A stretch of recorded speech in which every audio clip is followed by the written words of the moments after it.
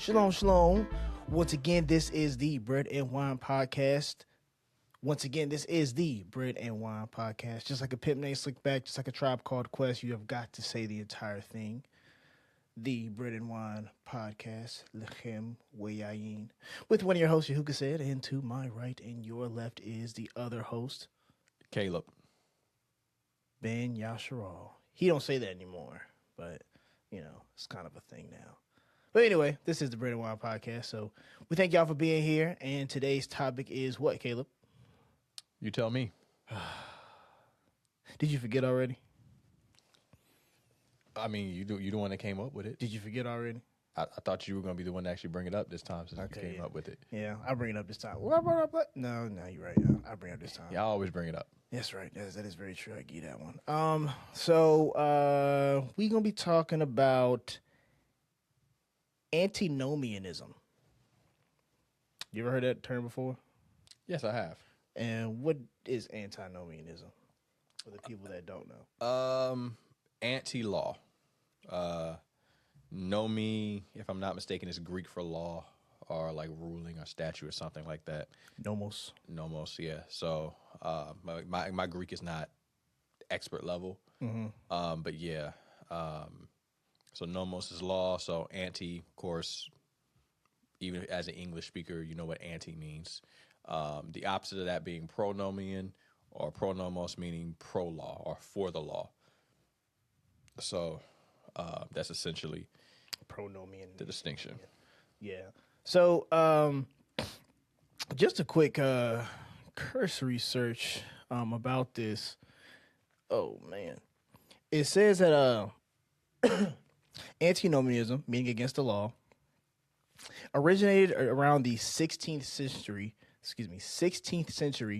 during the Protestant Reformation, coined by Martin Luther to criticize Jonas Agricola. It refers to the belief that Christians are exempt from the moral law due to salvation by grace, often seen as an abuse of justification by faith alone. The Reformation roots, Luther coined the term in his book, 1539 book, Against the Antinomians, to challenge those who argued that the moral law, 10 Commandments, had no place in the life of a justified believer. Which is still something you hear sometimes from certain Christians. What? That exactly. the 10 Commandments doesn't, because I know Creflo Dollar said that. Oh, yeah. Yeah. So let's state our position first. We're for the law. So not just moral law. As one of my brothers would say, we're pronomian. Yeah, not just moral law. But shout out Nazarene. Yeah, but the entirety of the Torah. Our position is that when it comes down to something like, let's say, the sacrificial system, that is now under the order of Melchizedek or Melchizedek, and that is being carried out by the Mashiach in the Shamayim or in the heavens, right? Mm-hmm. So we don't necessarily believe it's been done away with, but that its position has moved and has changed over from an earthly temple to the heavenly tabernacle. That's our position. So we are, from that perspective, pronomian. Mm-hmm. We don't even divide the law into moral, ceremonial. Now, we understand there are differences and distinctions and divisions in the law. Mm-hmm. For example, some things are meant to be punishments. Some things only really work in the context of Israel being a nation. And if Israel is not a nation, those things don't necessarily work or apply. Some things you have to be in the land to do. Some things require you to be a farmer. Some things require you to be a woman or a man. So we understand the distinctions, but when it comes down to that specific division of moral, ceremonial, and civic, that division, which came about in like the 12th or 13th century from a very late church father, is one that we don't even adhere to. But for the sake of conversation, we'll just say that we recognize all three of those divisions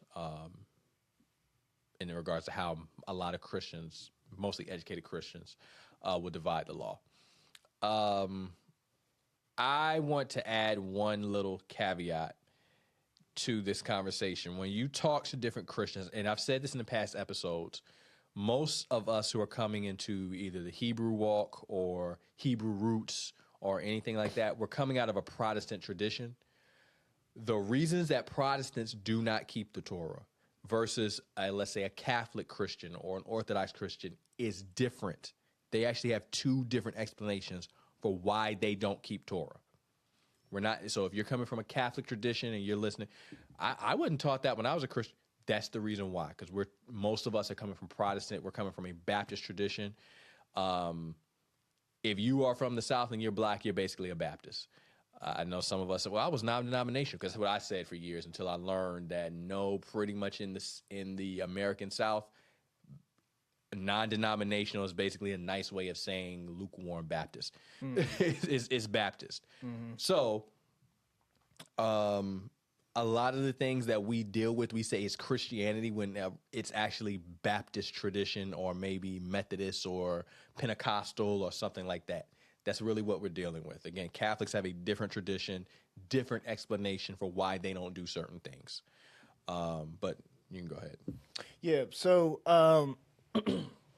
so I just, not gonna lie, I went to ChatGPT for this one, just to give like a summary of Martin Luther. Now, the history concerning Martin Luther, we know that he was one that was what his was 100 and what theses? 99 theses. 199 theses against like the Catholic Church, right? So some would say that he was a spark of the Protestant Reformation.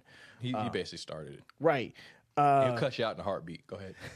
So, but his book was against antinomianism. Right. So his book it specifically says, the historical context, Luther wrote his work in response to a growing movement called antinomianism. Certain preachers, most notable Johannes Argagola, I'm going to look him up in a few, were teaching that Christians no longer needed the law of Moses at all, even for teaching, repentance, or moral guidance. So this is a statement that is actually being stated now in the 21st century that Christians, or the law of Moses, Torah, do not apply or has nothing to do with a Christian lifestyle, with a Christian's life. This is what's being promoted now. Like, people are saying this now. I've been on 2 panels, concerning. Actually, I've been on 3 panels concerning this. One was the third one was a lot less direct than the other 2 were. The first one was kind of crazy. The second one, like, even with certain conversations that we were having, they were even saying they were even agreeing that Christians should follow aspects of the Holy Spirit, of the Ruach, I would say, does agree with things that are stated in the 10 Commandments or the Law of Moses, how they interpret it. So he even stated that this kind of prompt is a little bit misleading. But the first one, he was vehement about it. The third one, he was vehement about it too. So the central theses state that the law of Elohim remains necessary even after coming to Mashiach. This is what Martin Luther said. Not as a means of salvation, but as an essential tool for revealing sin, driving sinners to Mashiach, guiding Christians' life. Luther fiercely rejects the idea of the law should be silenced in the church. Yeah, Martin Luther actually had a lot of ideas that I don't think a lot of Christians realize. Like, I think I may be misremembering this one, but I believe there was a debate between Martin Luther and another Christian, and they were having a debate about Shabbat. And Martin Luther was pro-Shabbat. And he was actually using the scripture to show that believers in Mashiach should still be keeping Shabbat. And the only reason why he lost the debate is not because the other guy had more scripture. It was solely because the other guy literally got up and said, listen, if we start keeping Shabbat, we're going to be living like the Jews, and that's unthinkable. That's why he lost. That's it. That is the sole reason. Now, it could be someone other than Martin Luther, but I believe that it was Martin Luther who had that debate. So, I remember I saw this video, And actually, I saw this TikTok video, and I was listening to Miles Monroe. Mm-hmm. So, interesting thing about Miles Monroe, he was tapping into something early during that time period that preachers and pastors in the 21st century wouldn't even touch with a 10-foot pole. And that's the kingdom of Elohim. Current ones, they're not going Crazy, but crazy, right? yeah. Crazy. Like They're not. That's what he. Go ahead. I'm sorry. Go ahead. This is not even alcohol. Go ahead. Something he talked about back then before he passed, before he died in that plane crash. Preachers aren't even touching with a 10-foot pole, and that is the kingdom of Elohim. The kingdom. He said, verbatim, "We are not Christians. We are kingdom citizens. You cannot have grace or favor without law. It doesn't exist. You need the law in order to have grace or to have favor, because you need favor in order to keep the law." And that's really still coming from a very Protestant Christian mindset, because he's using a Christian definition of grace. Yes. But I would still agree with that, because in order for you to have, as a Christian would say, grace, you're having grace against what? Because there has to be something that you didn't measure up to. Your offense. Right. So Against what? yeah, but if you get rid of that entirely, then favor is the better word. Yeah, favor or Favor is the better word. or mercy or compassion. I would just straight up say favor. Okay, I understand that. Or compassion. Well, But I mean, would he straight up says say he favor. shows loving kindness and mercy to the thousands of that love him and keep his Yeah, commandments. loving kindness, favor, because that's more of a relational thing. Mm-hmm. Whereas grace and mercy is more of a sparing type thing, right? Loving kindness is, Steadfast love. it doesn't necessarily mean you did anything wrong, right? This is what you are, love me, and I'm showing love back to you, Mm-hmm. right? Grace and mercy, which are applicable, but the way they're used is, you've done wrong, I'm showing you grace and not killing you, which again is true, is applicable, but that's not always what's trying to be portrayed, Yeah. right? That's the reason why I think favor is a better word. Favor. From that aspect, Some people don't like the word grace because it exalts deities. I understand that perspective. I do too. I understand that perspective. Now I'm bringing it out there. I'm letting it be known. I used to hold to the perspective that we shouldn't use words. The problem is, number one, the English language is filled with it. That's true. Not just the English language, every language is filled with stuff like that. And you really won't even be able to talk.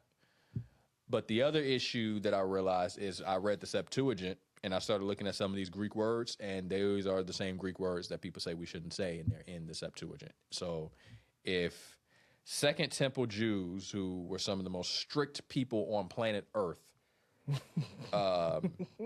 didn't really seem to mind, I'm not as pressed by it. Again, if we can avoid the word, that's great, but we speak English, and sometimes it's just unavoidable. So, I mean, I don't think we have another way of saying Tuesday or Thursday or Wednesday. So, again, I'm not one of these people who's going to argue and debate and fight about it. It's not a big deal to me when people say, you shouldn't. I'm not seeing a reason to debate that person, but just I'm not as tight on certain things as I used to be. Understandable. I'm the same way when it comes to we have the debate about the name, about Yahuwah's name. Yeah, I do get irritated with certain names, because you know me. Some things it's like there's no information to back this, right? But Like I used to be one of those people. If it ain't Yahuah, you're going to hell. I used to be one of them people. I'm not that way anymore. I was too, but I'm not that way anymore as well. Because number one, I got educated and learned, hey, these other names, while I don't necessarily agree with them, there's a way people are getting them from the Hebrew. I don't agree, but I get it. And I can't necessarily say they're objectively wrong. I just don't agree. Again, there's some names, they are objectively wrong. But, hey, what can I do? Yeah, we're not getting to that right now. So the other thing was this one guy. He was saying that this is how he explained it in the Tanakh, where, and I think Shaul even kind of explained this as well. No, I don't think he does. It's the guy. So in the Tanakh, when you had an offense, right? You're walking, you're doing what you're supposed to do according to Torah, you're good to go. But all of a sudden, you mess up. You do something wrong, right? So now, from that wrong, there's something that rises up that you are now under authority to, which would be the law of sin and death. So therefore, the law of sin and death says, hey, you owe a debt to me. I need you to pay that. So what was placed so that the debt could be paid for the law of sin and death? Animal sacrifices. So instead of you, animal sacrifices. Now, for some of them, though, like adultery, murder, in terms of shedding innocent blood. What's another one that was that you had to go? There's a lot of stuff you had to go. I'm just thinking of like main ones that people would think about automatically. Adultery, murder, kidnapping, kidnapping, insubordination, being disrespectful to your parents, certain sexual offenses other than adultery, like sexual immorality, bestiality, those type of bestialities. The daughter playing the harlot in their father's house. It's rape, specifically, right? If she was a Levite's daughter, she had daughter. She had to be burned. She had to be burned at the stake. Which might sound very cruel, and I get it. We're modern people, but if you went back in that day, you would understand why. But anyway, long story short is that this law of sin and death arises, and now you are in bondage to that law until that debt is paid. So he said that when Yahusha comes on the scene, we have this new quote unquote law called favor. That's what he was saying. He was saying favor now arises is that, okay, you're no longer subject to the aspect of sin and death. Favor now comes along and says, I know you did wrong, but I'm going to have compassion on you. I just need you to do better. Do right. I'm going to pardon you for right now. I'm going to need you to go back, repent, do what you're supposed to do, and do right. Because there's something that's already been given for you. Mashiach has already been given for you. So, accept it, do better. That's how he explained it. What's your thoughts? He says Shaul explains this about, what is it in, I guess, Romans 7? Yeah, Romans 7.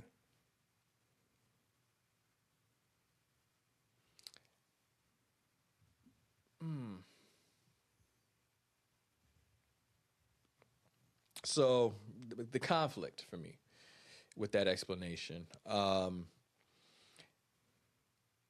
in a way, it still puts favor, like people look at things where favor is one thing and the law is another. That's been my disagreement with the Protestant view since I have done more study and come to a better understanding of not only Shaul and what he was saying and who he was talking to and the things that he was dealing with. once you get the historic understanding of what he's saying, as well as just the definitions of these words, who he's talking to and how he's trying to break things down to different audiences, because every letter was written to a different audience dealing with a different situation. Shaul never pits the law against favor or grace. He never does that. He does pit, he pits Pharisaic law against the favor. Mm-hmm. He pits sin against favor. Mm-hmm. He pits the penalties of breaking the law against favor. He never pits the law itself. Every letter where Paul speaks about the law and people interpret it as you don't have to do the law anymore because of Mashiach or because of Messiah, reading it in context, every single one of them is dealing with something specific. Sometimes in the letter itself, sometimes you are going to have to go outside that letter and get a little bit more context. Mm-hmm. But it's always dealing with something else. Galatians is the big one.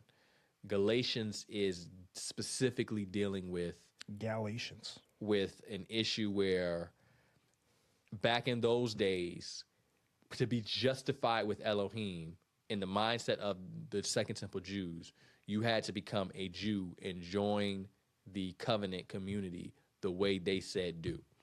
And the way they said do meant you had to get circumcised pretty much as soon as you decide to convert. You had to get circumcised. Brit Milah. Brit Milah. And then as soon as you got the Brit Milah, as soon as you got the covenant of circumcision, you were now part of the covenant, and that's how you got in. You had to become a Jew through this. Now, the Torah says nothing of this. Question. Concerning the Brit Milah, right? So, would you say that... So Brit Milah, like you were saying, is the circumcision process that a second century convert will undergo into Judaism, in order to become a Jew. But the big that's the big thing. It made you a Jew. Become a Jew. And you had to do it before they considered you a part of the community. Correct, right? It's not in Torah. Torah just says you got to do it in order to keep Pesach, and it's the sign of the covenant. Correct. It doesn't say you got to do it immediately. Correct. So would you say, like, whichever rabbi they did that under, that's who their authority was? In a sense, but really the authority wasn't necessarily the rabbi, it was the written tradition. Okay. You got to remember how the Pharisees thought about this, which modern Judaism still kind of thinks like this. The way they thought about it was Moses gave two sets of laws. He gave the written law and the oral law, right? Mm-hmm. So the Mishnah. The Mishnah is the oral law written down. Yeah. But at that time it wasn't written. Yeah. So their belief was this was passed alongside to explain the Torah. Problem is like the book of the law? No. That's a modern Israelite misunderstanding. That's a totally different thing. So the Torah with the written Torah was passed down. They believed that the oral Torah was passed down to explain the written Torah. So if there was something confusing in the written Torah, they would go to the oral Torah to explain it. But the oral Torah wasn't written down. Well, that's not even the issue. The issue is only the Pharisees accepted the oral Torah. The Essenes had an oral Torah, which is different than the Pharisaic oral Torah, right? Another word for the oral Torah is the prescription or the works of the law. The Takanot Ma'at Esteem or Ma'at Esteem Torah. What's it, 4QMMT? Yeah. Okay. Right? But got that too. But the works of the law, some of them are in Torah. Some of them aren't. They're things explained, like almost used to explain the Torah, but it's not in Torah itself. Let me get that real quick. Right? But go ahead. Keep going. And again, you read the Talmud, things like that, you see a different set of works of Torah. And the ones that are in the Dead Sea Scrolls don't appear in the Talmud or the Mishnah. They're different. The Ma'aseh HaTorah differed from group to group. Mm-hmm. So if this is getting passed down from Moses, why is it one group has this, one group has this? And we don't even know if The Sadducees had it at all. It's a big game. They may have had it. They may not have had it. We don't know. It's a huge game of telephone. Basically. Nice. Right? So, but again, because of the way it was being taught, some of the Pharisees were teaching that the oral Torah has just as much authority, or in some cases more authority, than the written Torah. That's what the Messiah was having to deal with. That's the reason why he said the things he said. But that's also the reason why Paul is having to go as hard as he's going against the works of the law, the works of the Torah. Galatians is dealing with a work of the Torah that says that if a person wants to come into the covenant, they have to go through a process that requires them to get circumcised, thereby justifying them and bringing them in. If you look at this the way a Christian looks at this, and they're saying, okay, this is about the Torah, period. Yeah, I know. And we don't have to be circumcised at all anymore, which is not what the book even says. We don't have to do any of this anymore because Mashiach has come and we just got to follow him. Okay, cool. But now you have another issue because chapters 4, 5, and 6 is totally disconnected from the rest of the book. What are you talking about? Galatians. Okay, there we go. Yeah. Chapters 1, 2, and 3 matches what the Christian says it's about. But now, 4, 5, 6 is totally disconnected. Now, like I think we said this before. We're going to have an episode. We're going to have probably like 2 episodes where we're going to go through Galatians 1, 2, and 3. Right? Just that period. And we're going to talk about it, break it down, go from there. It's probably going to be an extended episode. It's going to be a long episode. See? Yeah. Ginger. It's gonna be a long episode. just let it y'all know about that. So please bear with us concerning that, right? Then we're gonna go to 4, 5, and 6, right? That's gonna be like, it might be part 2, it might be part 3. It probably ain't gonna be a part 3. It depends, right? It depends on how intense we go into it. You know, we ain't gonna try to make it like an hour, probably like an hour and 30. You know, for both of them, maybe 3 episodes. Just all depends. But we're gonna have a series on Galatians, right? The series of the Galatians. Yeah. But go ahead, continue. But even outside of Galatians, you have the one that a lot of people use. Don't let anyone judge you, and keeping a feast and Shabbats, and that one in I believe it's in Colossians. Yeah, that's that's more so in observance. Like, right. If you're observing it, let no one judge you in observing it, not in you not observing. And if you want the evidence of that, all you have to do is read the book. You don't need any historical context for this one. If you go up in the part you want to start at is do not let anyone judge you, or do not worry about vain philosophy. I'm going off the top of my head. It talks about vain philosophies, right? That's way before you even get to that part. Then Paul goes on a long discussion of vain philosophies. Then he says, don't let anybody judge you. Keep in mind, these people are not in Israel. So there's no reason that somebody would judge Colossians. them. Huh? It's Colossians 2. Colossians. There's no reason why somebody would judge them for not doing it if they're living in a pagan land where they're already not doing it. If I live in a land where we're not keeping Shabbat and you're not keeping Shabbat, why am I going to judge you for not keeping Shabbat when the custom of the land is to not keep Shabbat? That doesn't make any sense. But it makes perfect sense if we're in a land that's not keeping Shabbat and you are keeping Shabbat. Now I can judge you. Then you keep going, right? Now again, vain philosophies, discourse, don't let any man judge you, further discourse, and then it talks about the vain philosophy that he's telling you to be careful of. It explicitly tells you what it is. So this is what he said. I'm just going to read Colossians 2 real quick. Go ahead. For I want you to know how great a struggle. Then I'm gonna get the Takano Ma'asim, or the works of the law, the Ma'asim Torah, more so that. Well, this one right here in the work of the law. Right. But I was talking about like later on that 4Q. Okay. This is Colossians 2. For I want you to know how great a struggle I have for you and for those at Laodicea, for all who have not yet seen me face to face, that their hearts may be encouraged, being knit together in love, to reach all the riches of full assurance of understanding and the knowledge of Elohim's mystery, which is in Mashiach, in whom are hidden all the treasures of wisdom and knowledge. I say this in order that no one may delude you with plausible arguments. For though I am absent in the body, yet I am with you in Ruach, rejoicing to see your good order and the firmness of your belief in Mashiach. Therefore, as you received Yahusha the Messiah, the Master, so walk in him. Walk in him.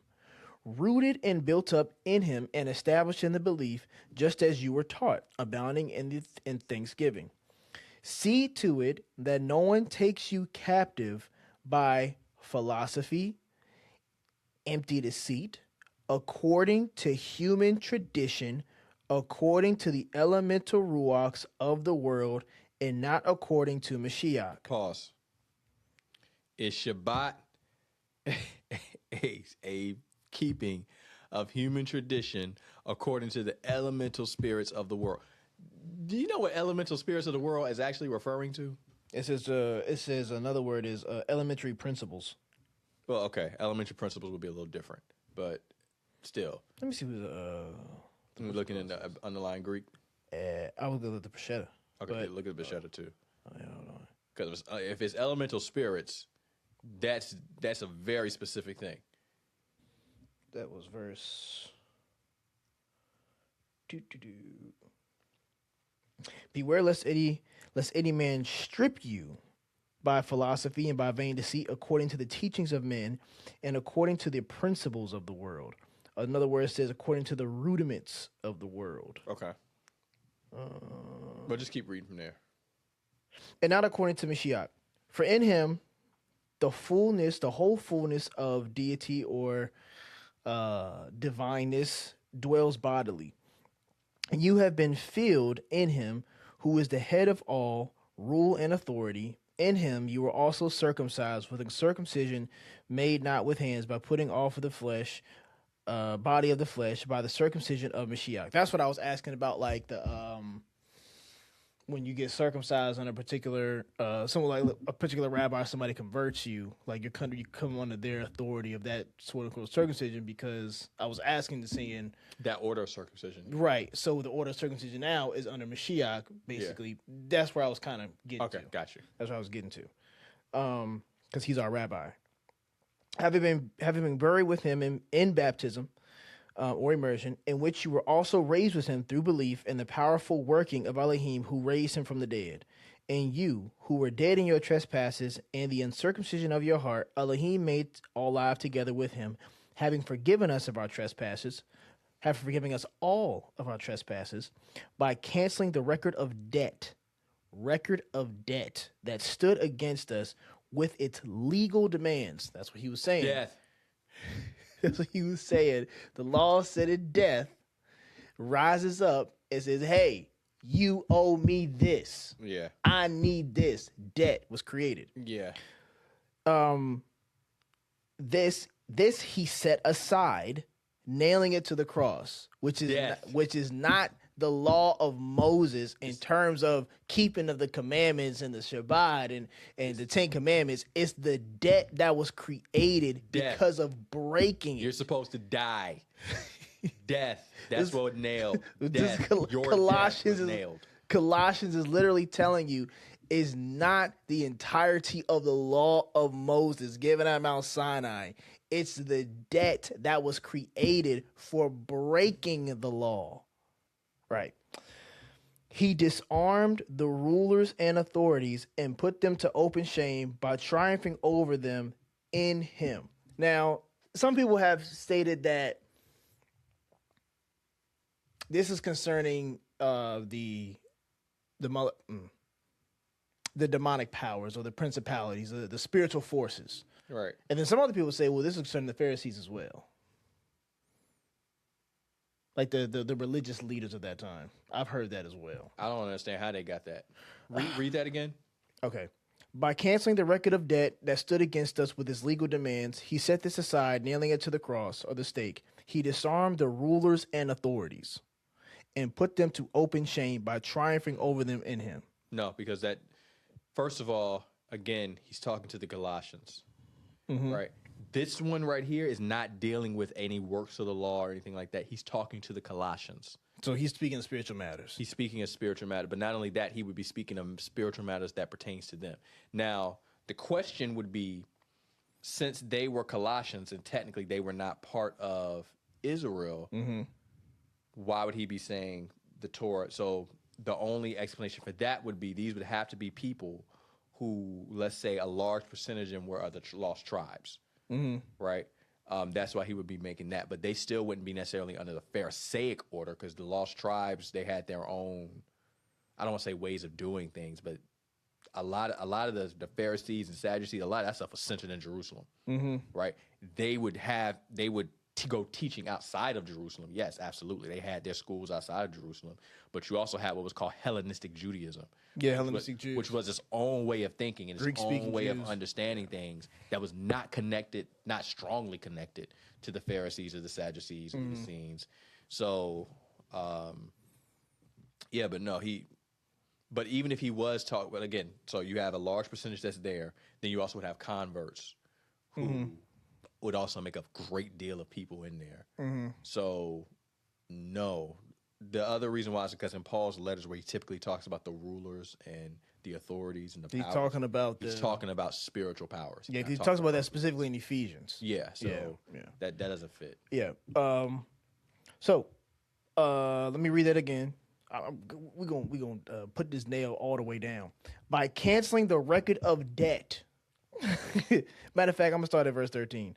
And you who were dead in your trespasses and the uncircumcision of your flesh, Elohim made alive together with him, having forgiven us all our trespasses by canceling the record of debt that stood against us with its legal demands. Actually, hold on, wait a second.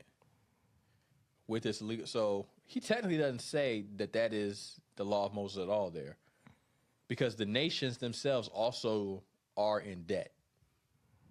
Because technically, not only all the stuff that happened at Babel, but also the things they've done since then, they actually are in debt as well. It's just not Torah debt, so to speak.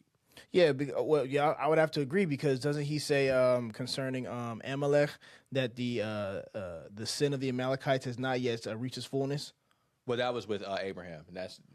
But it could be the same thing that he thinks about for other individuals. It could be, but the difference is it reached its fullness and they got it eradicated. So yeah, yeah.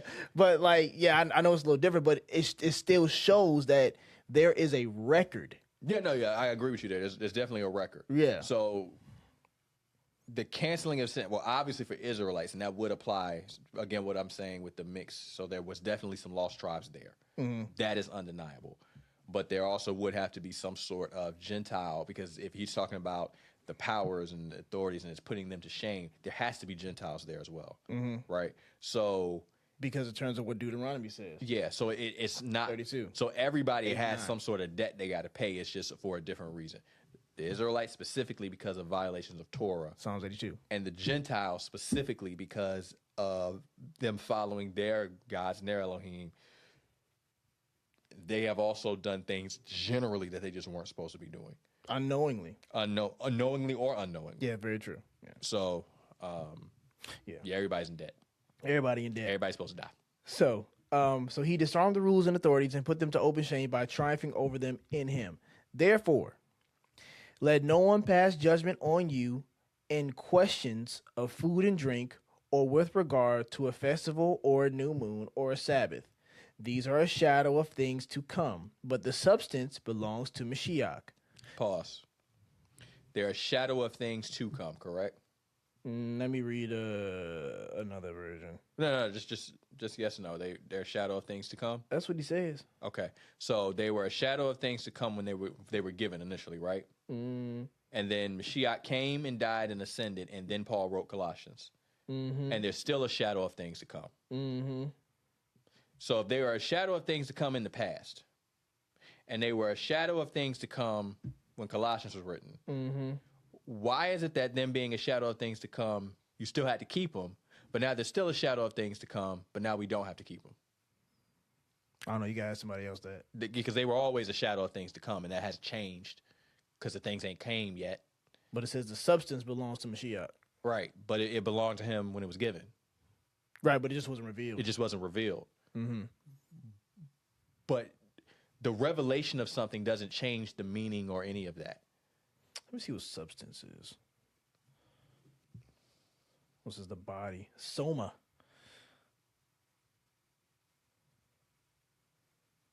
but the physical body. This is the substance or the body is belongs to Mashiach, which are a shadow of things to come. Which are a shadow of things. This says, which are a shadow of the things coming. They were coming when they were given, and they were coming when Colossians was written. So the however body is of Mashiach. That's what the interlinear says. I mean, I get it, but what my point is, there was no difference between when they were given and when Colossians was written. The only difference was the revelation. So when people are saying, well, we don't have to do that anymore because it's a shadow of things to come. It was a shadow of things to come when it was given, and it was expected that you follow it. So if it was a shadow of things to come then, and now you have it revealed what the things that are coming more clearly, because it was given, they had prophets that gave them hints. It was scattered, though. They couldn't see it. And Peter talks about that. Then Mashiach came. Now we see the picture. Then Paul wrote Colossians and saying the things are still coming. So it's the same line. The only difference is what has been revealed and how clearly it's been explained. That's the only difference. So why is it required here when it was just the thing given but not the revelation? Required here, the thing has been given, revelational keys have been given, but we can't really see. Required while he's walking the planet. Now we have the full understanding and the full revelation of what it was pointing to, but that still hasn't arrived yet. We ain't got to keep it no more. That doesn't make any sense. And he's not even saying that. All he's saying, he's literally saying it's a shadow of things to come. By doing these things here, this makes way more sense, again, if you're reading it from this context. Don't let anybody judge you for doing these things, because by doing these things, you're able to get into the shadow and essentially see the form of what's coming. That's what a shadow does. It takes the form of something. It isn't the thing, but it lets you see the thing without actually seeing the thing. You can see the form of it. So by participating in the Shabbat and in the feast days, you get a taste. You get to see the form of what the new world will be like, the eternal age, without actually being there. That makes more sense versus the traditional Christian teaching, which basically says that don't let anybody judge you for not doing them, because in not doing them, or they were a shadow of things to come. So now that we understand, you ain't got to do it no more, because we understand. That makes less sense, especially in the context of what he's talking about as a whole in the entirety of chapter 2, not just those 2 verses, all of chapter 2. Keep reading. Keep reading. Yeah, so people can see that I'm not making stuff up. Keep reading. All right. Let no one disqualify you, insisting on asceticism and worship of angels. And insisting on what? Asceticism. Asceticism. I think that's what it says. Asceticism. Look up what asceticism is, please. Asceticism is, okay, this is the interlinear. Let no one disqualify, no one you let disqualify delighting in humility and the worship of angels, which he has seen detaining vainly, being puffed up by the mind of the flesh of him. Cool. That's good. Let me see But you're going to different translations. We need a definition for asceticism. I know. I was trying to look up the interlinear to see if it would give it. No, that's not going to give it. Do not let anyone condemn you by insisting on pious self-denial. Right. But let me go to asceticism. We need asceticism. I got you. That's the ESV bit. Pious self-denial is a good translation, though. Keep that in mind with everything. I know we've been kind of scatterbrained stopping, but all right. Asceticism is the practice of severe self-discipline and voluntary renunciation of sensual pleasures or worldly comforts, often to achieve higher spiritual, religious, or personal goals. Okay. Now, let's look at this in full context. He starts out by saying, let nobody deceive you with vain philosophies, the teachings of men, rudimentary elements of the world. This ending part, which is not necessarily the end of chapter 2, but this part right here is warning you against asceticism, pious self-denial, saying that puffs up, right? And then in the middle, what he tells you is, don't let anybody judge you for feast days, eating of meats and drinks, Shabbat. And then he says that's a shadow of things to come. Doesn't it make more sense for the people to be doing Shabbat, to be doing the feast days, to be enjoying themselves, but living in a community of people that have a human philosophy that says, no, you're supposed to practice self-denial. And Paul is saying, no, enjoy yourself in these things, because by enjoying and doing these things, you are getting a shadow, a taste of the world to come. Doesn't that make more sense than saying, no, don't let anybody judge you for not doing these things, even though you live in a place where the people aren't doing these things anyway? Don't let anybody not judge you for doing them, because by not doing them, they were a shadow of things to come. So you ain't got to do it no more because we have the understanding. And these other people teaching about self-denial, don't listen to them. But what does that have to do with not judging me for judging me for not doing Shabbat and not doing feast days, when they're trying to tell me to practice extreme self-denial and we're not doing this? It doesn't make sense. It makes far more sense looking at the entire thing to say what Paul is trying to say is keep doing these things, not to say don't let anybody judge you for not doing them. There's so much evidence that points to the not or to doing it part, and the not doing it part actually takes away from the text, and you're gonna have to start coming up with crazy answers to justify it in context. All right. So asceticism is this. Asceticism is the active, everyday practice of self-denial, fasting, prayer, poverty, practiced by monks, nuns, ascetics to uphold their vows and spiritual focus. Nuns and monks. It actually even says in the definition that it was in Christianity, it was early desert fathers in the 2nd and 3rd century adopted isolation and strict self-denying habits to battle temptation and achieve closeness to Elohim. It also says that it's rooted in ancient traditions like Greek ascus or training and early Christians, Buddhist, and Hindu practices to aim to overcome bodily desire to reach a superior state of mind or state of being. It sounds like Gnosticism. No, because Gnosticism to a degree. It is very Greek. It is rooted in a very particular school of Greek philosophy. Mm-hmm. Again, these were people living in Colossae. Checks out. It checks out. I'm just saying it matches. It matches. All right. So let no one disqualify you insisting on self-denial, like fasting, prayer, or those everyday things of fasting, prayer, and poverty, like monks and nuns do, in order to maintain their vows and get to a higher form of spirituality and worship of angels, going on in detail about visions, puffed up without reason by the sensuous mind, and not holding fast to the head, Mashiach, or the authority, from whom the whole body, nourished and knit together through its joints and ligaments, grows with a growth that is from Elohim. I'm gonna keep going. Want me to keep going? No. Just go back up to the part where it talks about the shadow, but the body is of Mashiach.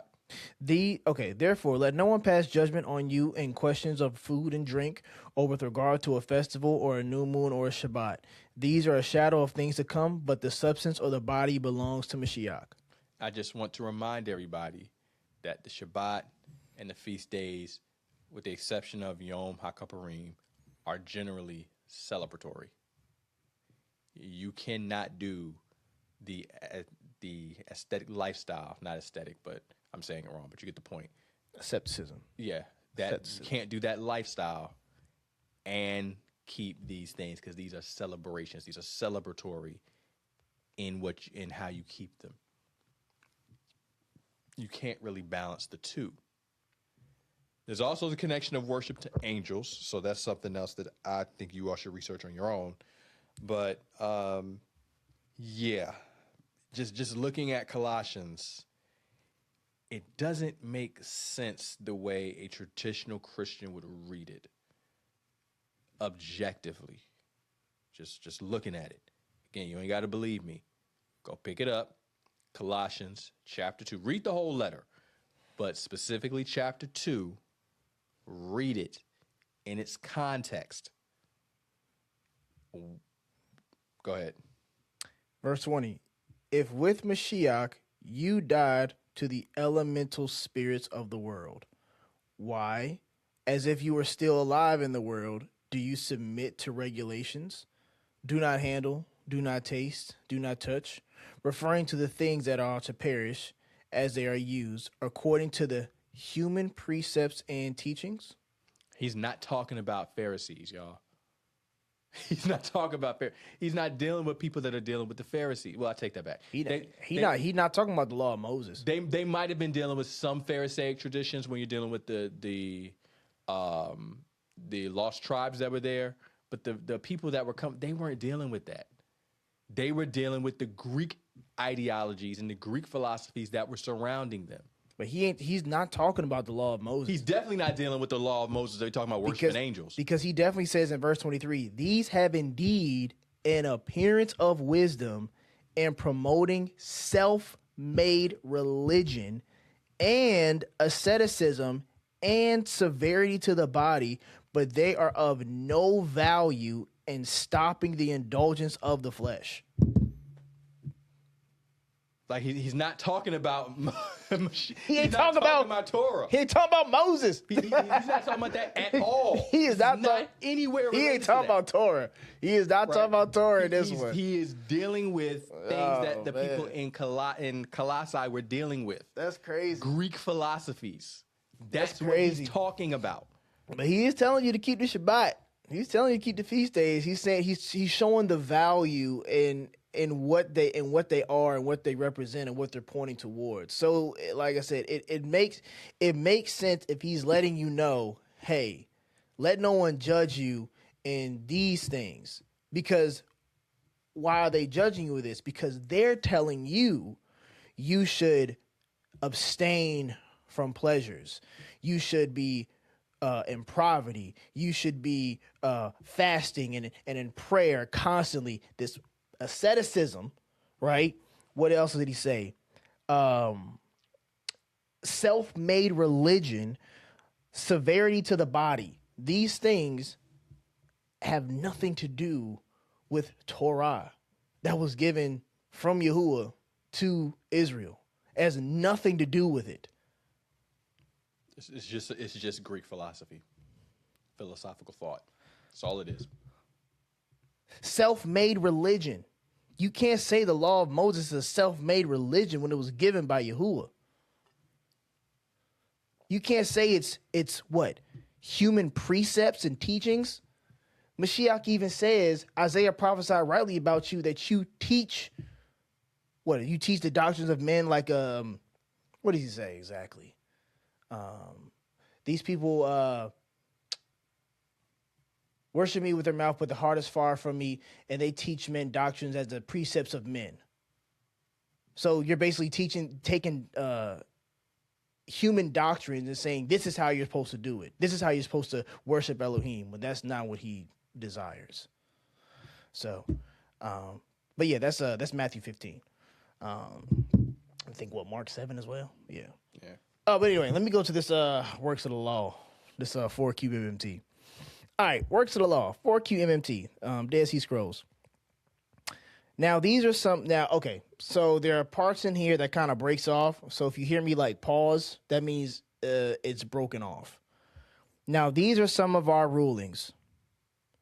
which are some of the right rulings according to the precepts of the Torah, in accordance with our opinion, and all of them concern, and the purity of the, and concerning the sold gift of the new wheat grain of the Gentiles, which they, and let there touch it and defile it, and no one should eat any of the new wheat grains of the Gentiles, nor should it be brought into the sanctuary. And concerning the sacrifice of the purification offering, that they cook in a copper vessel, and they in it the flesh of their sacrifices, that they in the temple court, the broth of their sacrifices. Concerning the sacrifice of the Gentiles, we are of the opinion that they sacrifice to that is like a woman who has whored with them, and concerning the cereal offering of the sacrifice. I have a quick summary. Oh, okay, go ahead. So what I did was I went to Claude, because Claude is pretty good at deep thinking. And I said, look, AI. I just want to get a summary. I need the laws, the works of the law in 4Q MMT, and the laws stated there that are not in the Torah itself. That's quick to the point. Yeah. So the answer, I'll help you identify the laws discussed in the 4Q MMT Thank you, Claude. that aren't found in the Torah itself, Claude. or that represent interpretations beyond what's explicitly stated in the biblical text. So it gives an idea. 4Q MMT is a sectarian document from Qumran that presents 20 to 22 halakhic legal rulings. That word halakhic is a key. Halakha. Halakha. So that it translates to, it means like to walk, or you're walking. Yeah, the right? walk, or how to walk. Many of which reflect stricter interpretations than what appears in Torah. I'm just going to give you some examples here. Streams of liquid. The document rules that liquid poured from a pure vessel into an impure one creates a continuous connection that defiles the upper vessel. What? This principle isn't explicitly stated in Torah. Dog prohibition in Jerusalem. Prohibits bringing dog skins or bones into Jerusalem because dogs eat sacrificial bones. The Torah does not address this. Gentile grain offerings. Prohibits accepting grain offerings from Gentile. While the Torah discusses Gentile sacrifices, this specific prohibition on grain offerings isn't clearly stated. Priestly purity for red heifer purification. Required those preparing the red heifer to wait until sunset after purification. This interprets Numbers 19 more strictly than the plain text requires. Blind and deaf persons' impurity status. Rules the blind and deaf persons cannot maintain proper purity because they cannot fully observe the law. This reasoning isn't in Torah. Hides and bones from impure animals. Prohibits making vessels from hides and bones of unclean animals, extending Levitical purity laws beyond what's explicit. Intermarriage with Gentiles and their impurity. Takes an extremely strict position that Gentiles and their possessions convey impurity, which while rooted in separation concerns, goes beyond what explicit Torah statements. Stricter interpretations of existing Torah laws. Wheat offering timing. Requires specific timing for wheat offering that interprets Leviticus 23 in a particular calendrical way, not explicit in the text. Blemished animals from Gentiles. Prohibits accepting even unblemished animals from Gentiles for sacrifice, stricter than Torah prohibits. This represents the sectarian community's attempt to build fences around the Torah and reflects Second Temple period debates about proper observances. The fences. The document is particularly important because Paul may be, and I didn't even ask it, this part, Paul may be responding to similar works of the law discussions in Galatians and Romans. I didn't even ask that part. Yahusha says in Matthew 15, verse 8 and 9, these people draw near to me with their mouth and respect me with their lips, but their heart is far from me. But in vain do they worship me, teaching as teachings the commands of men, or the doctrines of men. People making stuff up. Now, I would say that they're gleaning from the Torah, and they're trying to interpret certain things and trying to let's just say, do their best to not offend it. But the issue with that is they're doing it on their own and not asking Yahuah for guidance and not asking Yahuah, how do we do this? Give us instruction. Give us understanding on how to do this. So they end up doing things on their own, leaning on their own understanding, and therefore creating certain things and then holding these things higher than the commandments of Elohim, and therefore adding to the Torah and then putting a curse upon themselves. Question. As believers in Mashiach, do we have anything that we would consider halakha? Yeah. Such as? Yahusha gave us halakha, I would say. You would know that you are my disciples by how you treat one another. Also, the washing of the feet prior to Pesach, I would say that is halakha. I kind of came to that conclusion, the other day. Well, technically, does it say that we're supposed to do that all the time? It just says we do that as a remembrance prior to. But does it say as a commandment that you must observe that? No. So but he does say that you will know that you are my disciples based upon this, but you don't know my taught ones. So technically, it's like kind of do this. But the bread and wine is do this in remembrance of me. So that would be a halakha. That's a halakha, but it's a halakha in regards to taking something that kind of was already being done and reinterpreting it. Still halakha. Yeah, so in that by definition sense. Yeah, because that was already being done. So there's a lot of things that were already being done in Second Temple time period that was not part of Torah that the Messiah did not throw away. Immersion is one. Oh yeah. The bread and wine is one. A lot of the perspectives and teachings that the Mashiach and even Paul brings out are things that developed during Second Temple time period that if you go back to First Temple time period where the Tanakh was being written, they might not have actually been familiar with some of those things or some of those ideas. Like what? Well, I don't want to go too deep into that. You got to give an example, though, because you brought it up. While they definitely would have had an understanding of, like, the word of Elohim versus Elohim, they probably did not have as much as a sophisticated way of explaining it. Like two powers in heaven type of thing? Yeah.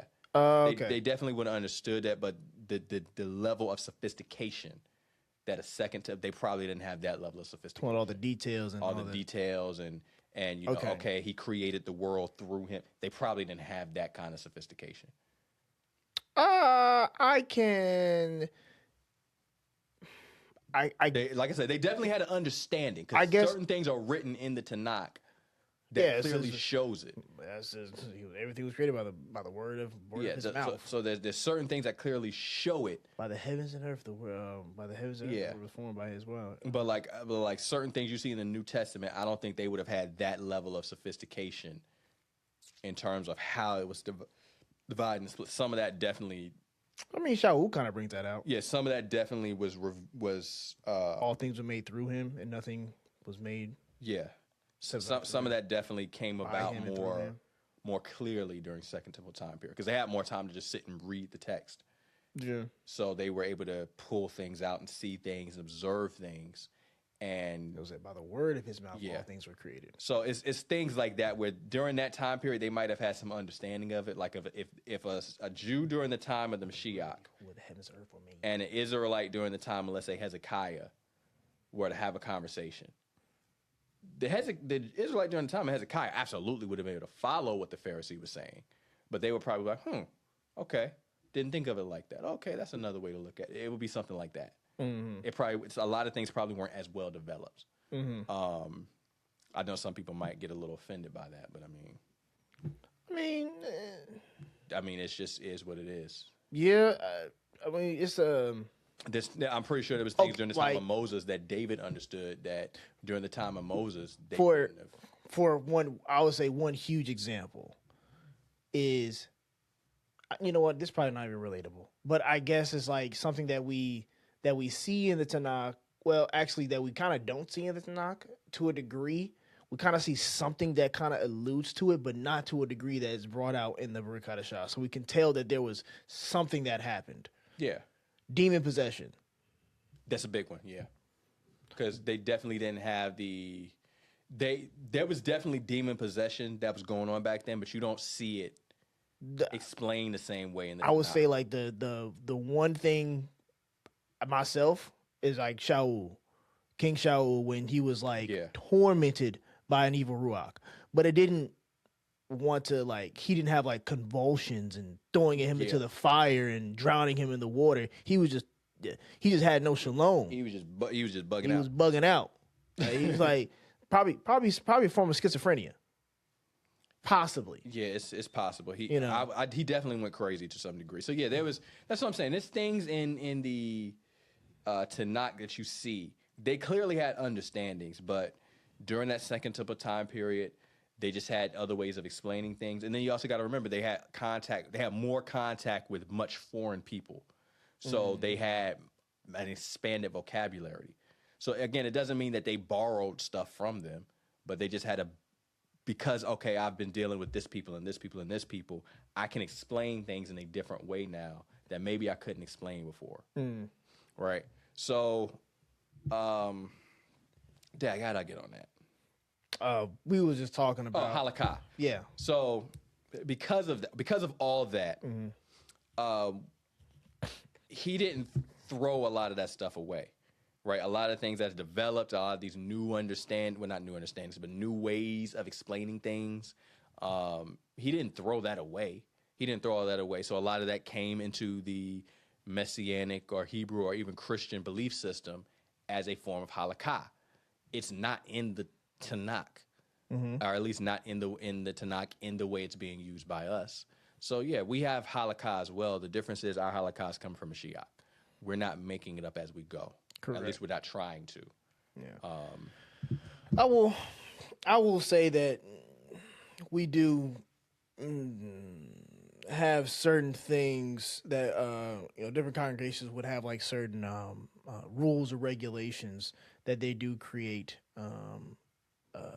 as not to offend, but I don't think they hold those higher. Yeah, that's not halakha.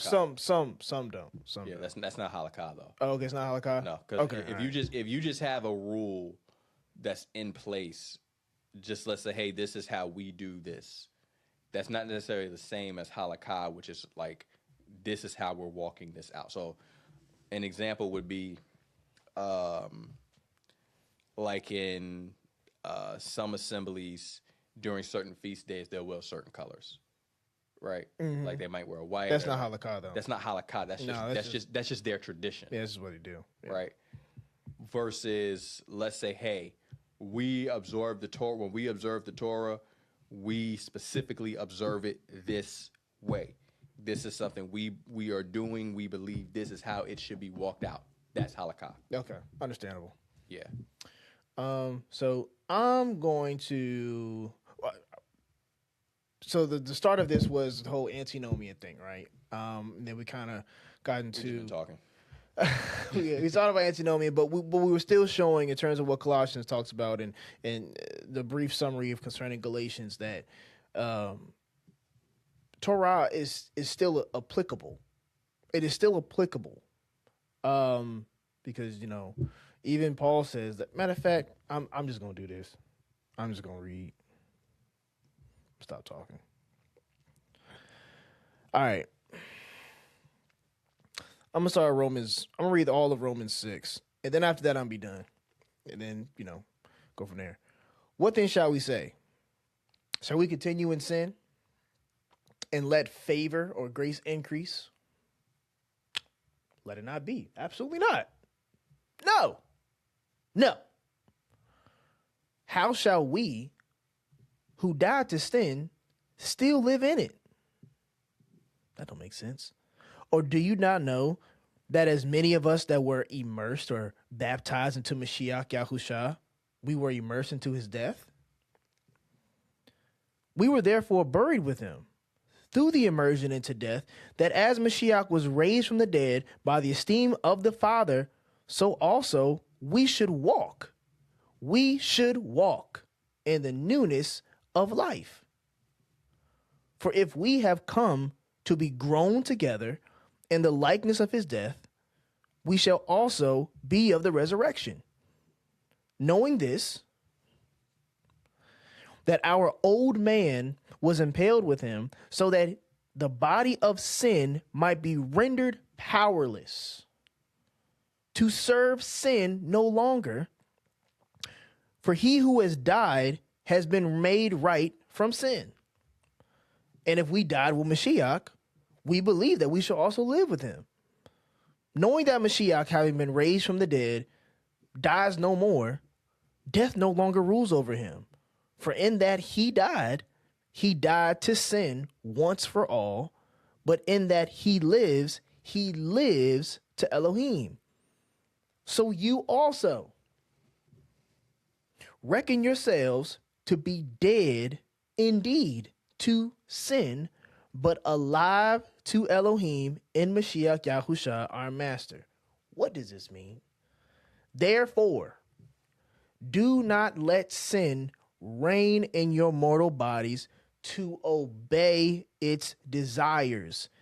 Neither present your members as instruments of unrighteousness to sin, but present yourselves to Elohim as being alive from the dead, and your members as instruments of righteousness to Elohim.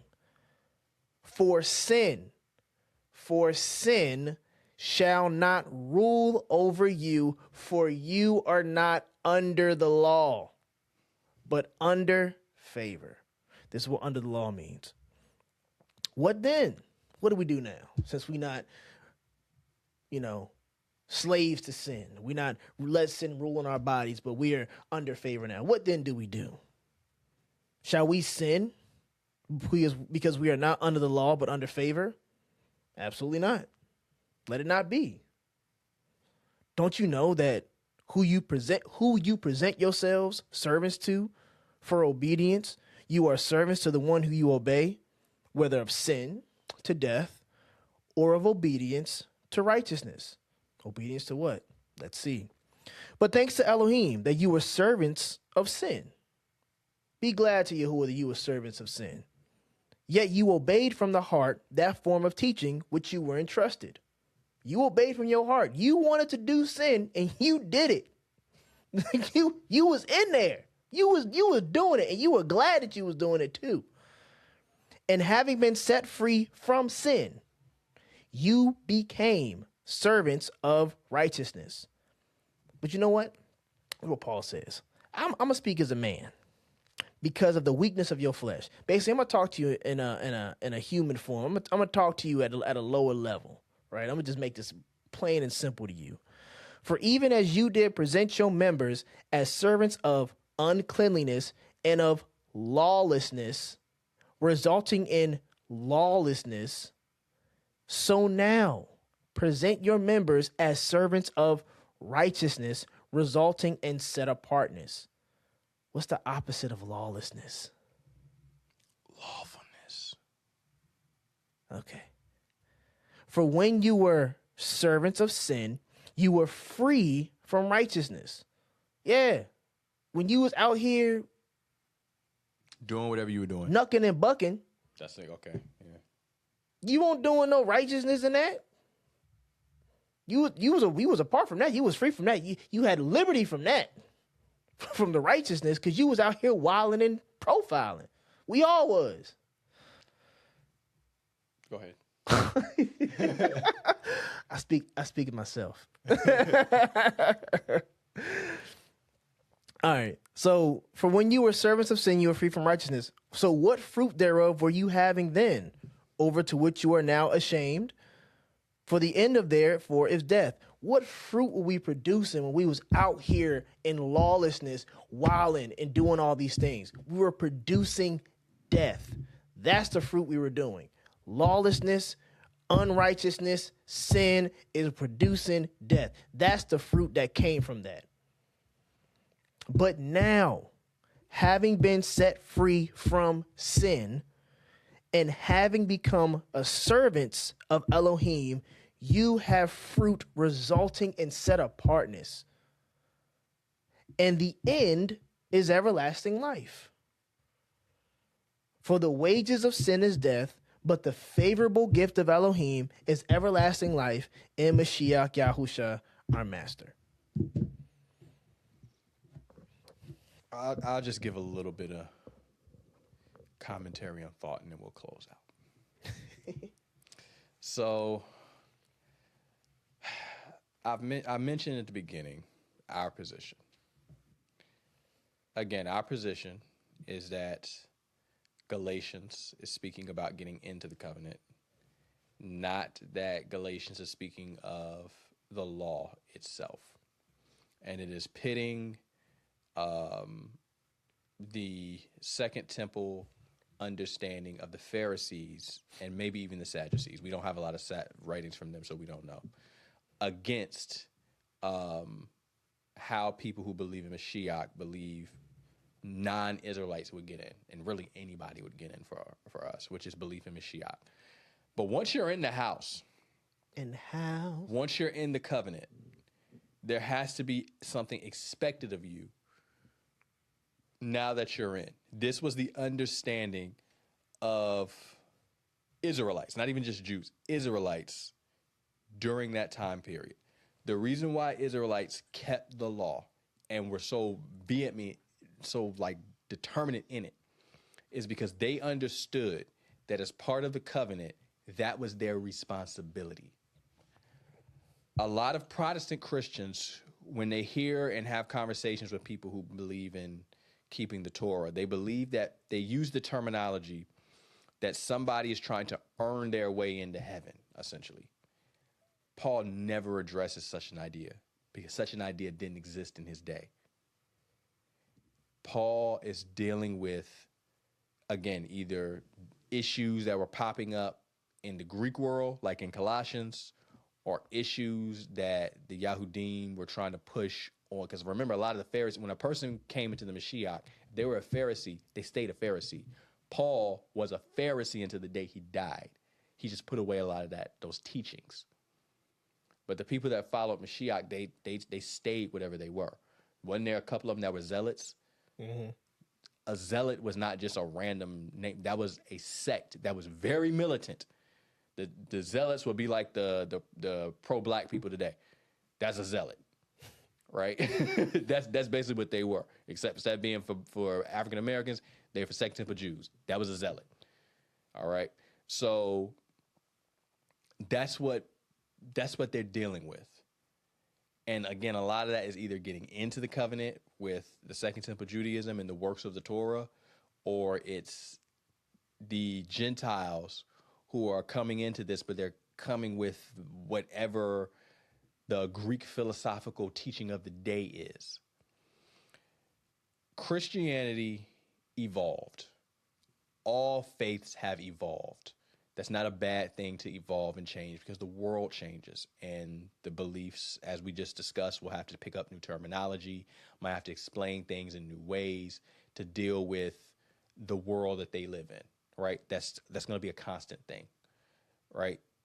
People who follow our faith in 100 years, if Mashiach has not come back, are going to have to pick up new words and explain things in a different way to deal with issues that we're not having to deal with right now. We just started using a new word, I swear, this year, historicity. Yeah, that's an old word. But I had never heard historicity until 2026. I put that on everything. I have never heard that word until this year. Well, that explains why you're saying it wrong, because technically it's historicity, but whatever. Well, they say it both ways. Okay. They say historicity and they say historicity. Maybe it's a tomato thing. It's a possibility. I'm just saying I ain't never heard it until 2026. Yeah. Which proves your point. I guess. I was talking about more ideologies, but... I'm talking about words. Yeah. Talking about words. But I'm just saying... but ideas, though. I got you. Yeah, so that sort of thing is it happens. Historicity. Right? Having to, so Christianity, like Judaism, and it has gone through evolutions. And sometimes these evolutions cause splits and things like that. And a lot of things get picked up trying to deal with issues in the day. And what ends up happening is, and this is kind of the danger, and again, all the faiths have kind of done this in a way. Major ones today have done this in a way. The landscape has changed. Their need to explain whatever situation has changed, but that definition stays. And it becomes doctrine. Some of the stuff, some of the ways that people are interpreting Paul's teachings is specifically when the Protestants left the Catholics, they were now having to reinterpret and deal with things in a new way. And they were having to explain things in a way that dealt with Catholic issues and Catholic philosophies that were known to be unbiblical.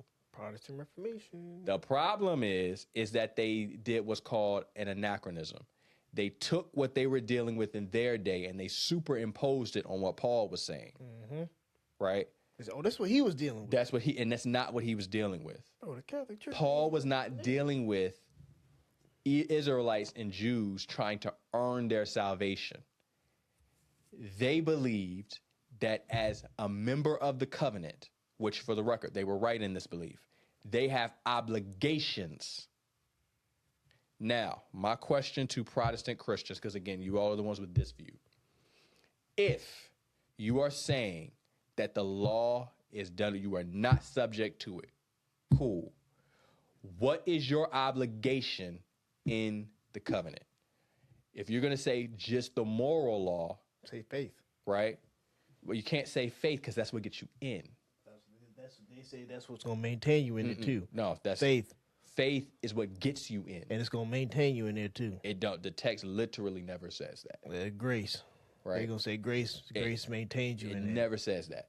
They're going to say grace and faith will maintain you in there. But if we're sticking with Galatians, it's what gets you in, because that's all Galatians is dealing with. Is what gets you in. They're going to say, right? There's nothing that I am doing. It's faith in the Messiah, and it's the grace that God has given us. Well, great. Well, I'm saying it how they say it. Her grace had. Hold on. It's the favor that He gives you, right? The grace, okay, right, that He has given us. Then that is what gets us in and maintains us. No, because that's not, because the ancient Israelites, right? He showed them favor too. They were in Egypt worshiping other gods. Yeah, they're going to say that. Right. But he showed them favor too. They're going to say that the law and the prophets will until John, but favor and truth. That ain't got nothing to do with what I'm talking about. He showed them favor too. They did nothing to earn that stay at the mountain. They did nothing to earn the deliverance that they got in Egypt. That is true. They did nothing. He did that because of a promise he made to Abraham. Abraham was dead. They did nothing. They didn't go. They did not deserve any of that. Mm-hmm.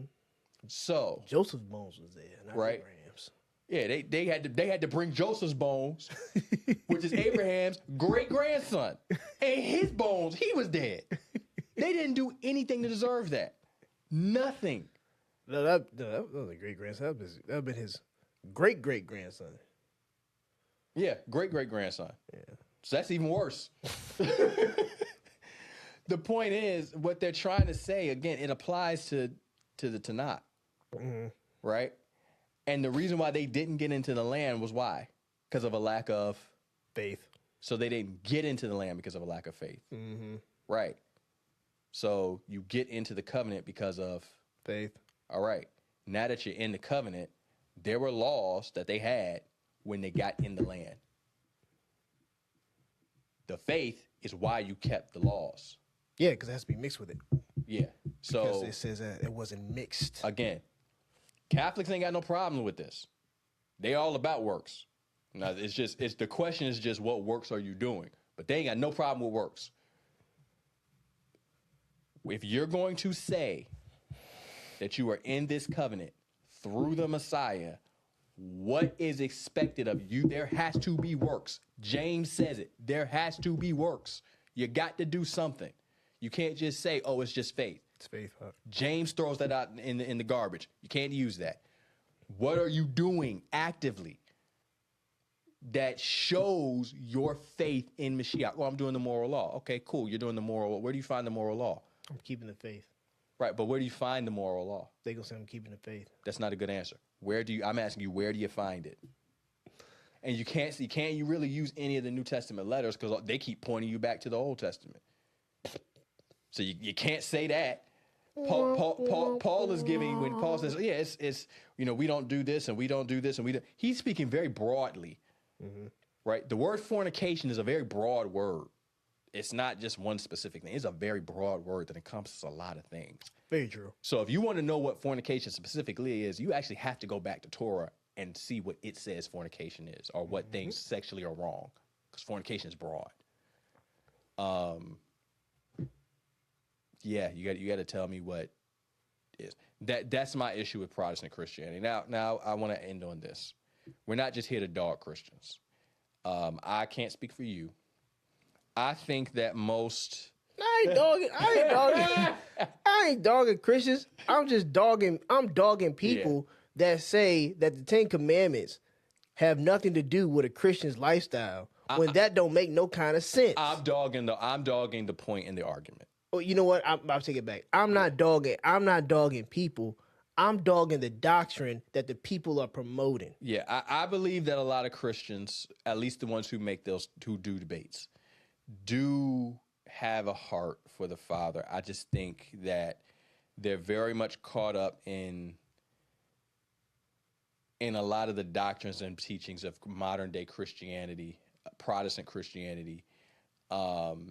And because of that, they haven't actually examined the New Testament letters in their historical context, in their Second Temple Jewish context. Some of them have. What's the other one?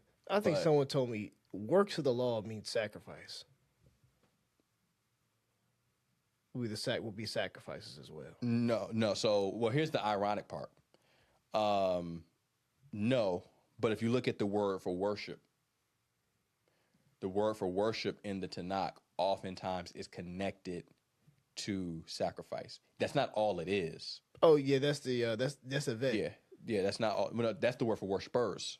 Well, yeah. What I'm talking about in terms of when you look up the word, it does talk about that terms of that worship, but it talks about sacrifices. A lot of times the religious ceremonial things that are done to his or her deity. Yeah, so a lot of times it does involve sacrifice. Yeah. So works of the law is not that, but if we're talking about worship, and that's once again one of the distinctions between Protestant and Catholic doctrine, because that's one of the other things Catholics kind of get on Protestants about, and they have a little bit of a point about, is Protestants, when they say worship, they just mean singing. And that is not what that's a part of worship, but that's not what worship is. It's a whole lot more involved. Now, again, the question becomes, is what Catholics do actually biblical worship? That would be the question then. Mm-hmm. But their critique of Protestants is 100% accurate. And a lot of Israelites have also picked up on that. And we do better because we call it praise. But okay, we understand that the sacrificial system has moved. Or some people would say it's done away with, whatever the case may be. But we understand that we can't do that today. Mm-hmm.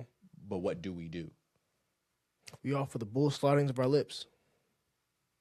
That's good. I ain't mad at that. But worship, again, is a whole lot more involved than that. Yeah. So we do have to come up with some type of answer for that. I just gave one. Yeah, that's one. I know I gave one answer. Yeah, I'm just saying that is something I think we do need to start thinking about. This is one of the reasons why I do think that actually looking at some of the other faiths accurately is good. Abrahamic faith is good because sometimes they pick up on things that we don't really think about. And it just challenged the way you think about things without necessarily saying I need to convert to this faith. You know, it's just like, oh, I didn't consider that. That's something I need to study out. So consider. Yeah, just consider. Again, not to say, oh, let me learn how the Catholics do stuff so I can do like a Catholic, but just look at their core beliefs. Why do they believe that? And if it sounds like, oh, wow, that's an interesting way of thinking about that, let me do some study up on that and see if I can come up with a biblical-based answer for that, as opposed to how they can, because a lot of times they saw it, and again their history was, oh, we're going to come up with an answer that makes sense to us. A lot of times they came up with the answer through philosophy and, oh, this makes sense and let's allegorize the scripture. That's how they came up with their answers. So instead of doing that, let's just stick with a biblical based answer. And if we have to go do some more history, we got to go into the language. Let's do that and come up with something that's a lot more rooted in the text and rooted in the culture as opposed to rooted in philosophy and church fathers. So, that's a whole lot longer of a tangent than I was expecting to go on. Yeah, that was a crazy commentary. Yeah. That was like a whole. Oh. You ain't got to give a commentary on my commentary. We got it. All right. But anyway, so we appreciate y'all for coming by. This is the Bread and Wine Podcast with Yahuah and Caleb Ben Yashara. So, but yeah, study to show yourself approved, a workman be not ashamed, but rightly handling the word of Elohim. So we pray that this episode was a blessing, barakah to you, that you learn something and that you go study some stuff. And please like, comment, share, let us know what you think, give us some feedback. Let us know, We're going to hear some feedback. I'll just say, just let us know some feedback, you feel me? But anyway, Yahuah barak you and guard you. Yahuah make his face shine upon you and show favor unto you. Yahuah lift up his face towards you and give you shalom. Thus you put my name on the children of Yahshua, and I myself shall baruch them. So in the name of Yahusha, we say shalom. Shalom.